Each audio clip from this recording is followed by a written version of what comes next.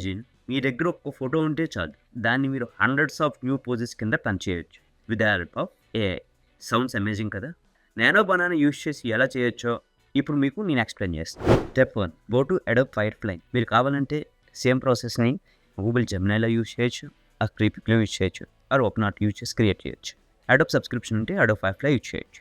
Adobe firefly open చేసిన తర్వాత ఇక్కడ బోర్డ్స్ని సెలెక్ట్ చేసుకున్నాను.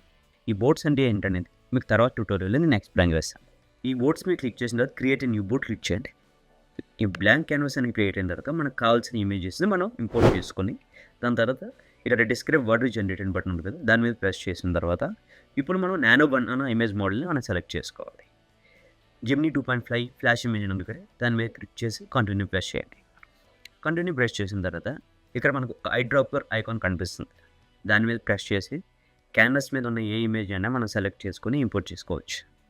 అలా ఈ 2 ఇమేజెస్ని మనం ఇంపోర్ట్ చేసుకున్నాం. ఇంపోర్ట్ చేసుకున్న తర్వాత ఈ ఫస్ట్ ఇమేజ్ ఈ సెకండ్ ఇమేజ్ కింద ఇంపోర్ట్ చేసుకున్న తర్వాత ఒక ప్రాంప్ట్ అనేది ఇవ్వాలి. సో ఈ ప్రాంప్ట్ అనేది నేను డిస్క్రిప్షన్లో ఇస్తాను, చెక్ చేయండి ఒకసారి. సో ప్రాంప్ట్ ఇచ్చిన తర్వాత జనరేట్ బటన్ మీద క్లిక్ చేయాలి. క్లిక్ చేసిన తర్వాత ఇమేజెస్ అనేవి జనరేట్ అయిపోయాయి. కొన్నిసార్లు మనం అనుకున్నట్టుగానే మన ఇమేజెస్ అనేవి జనరేట్ అవ్వకపోతే అప్పుడు ప్రాంప్ట్ని కొంచెం రిఫైన్ చేసి మళ్ళీ జనరేట్ చేయండి. నేను కొన్ని ఇమేజెస్ని జనరేట్ చేశాను ఈ మోడల్ యూజ్ చేసి. సో చూద్దాం.